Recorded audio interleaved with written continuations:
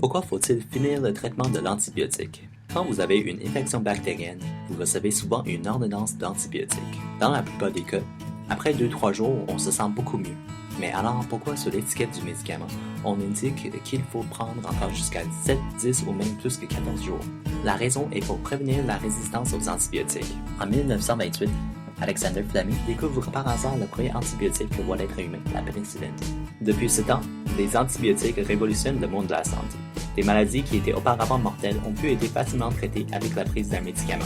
Avec les antibiotiques viennent aussi de façon naturelle des bactéries qui deviennent plus résistantes aux antibiotiques. Ces bactéries, qui survivent à un traitement, développent des moyens pour se protéger contre les antibiotiques par mutation. C'est le principe de la sélection naturelle. Les principaux mécanismes de la résistance sont la production d'une enzyme qui détruit l'antibiotique, un changement de la forme de la membrane de la bactérie pour que les antibiotiques ne reconnaissent plus l'endroit où ils s'y attachent habituellement. La fabrication des pompes qui fait sortir les antibiotiques de la bactérie fait en sorte que la membrane soit moins perméable, donc les antibiotiques ne peuvent plus entrer.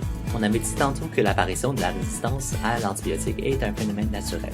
Cependant, une utilisation abusive, non nécessaire et inadéquate des antibiotiques chez l'être humain et chez les animaux accélère l'apparition et la propagation de la résistance.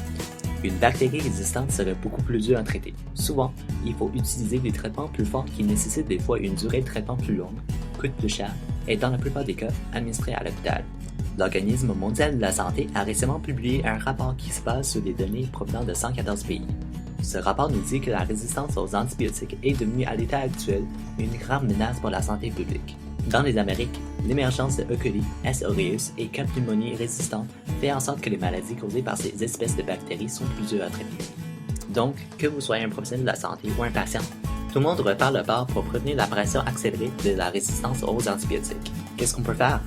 Tout d'abord, se faire vacciner et s'adopter des bonnes mesures d'hygiène comme laver les mains souvent avec de l'eau et du savon pourrait prévenir la transmission des infections et en conséquence l'utilisation des antibiotiques. Une autre chose qu'on pourrait faire est de prendre seulement des antibiotiques quand c'est un professionnel de la santé qui vous a prescrit. Cela éviterait une utilisation qu'on n'a pas vraiment besoin. Dans le même sens, on ne devrait jamais partager des antibiotiques avec d'autres personnes et on ne devrait jamais prendre des antibiotiques restants d'un traitement antérieur, ce qui en principe ne devrait même pas exister. Et finalement, vous l'avez deviné, on devrait continuer le traitement d'antibiotiques même si on se sent beaucoup mieux pour que le traitement fasse son plein effet en tuant toutes les bactéries, ce qui éviterait l'apparition de la résistance.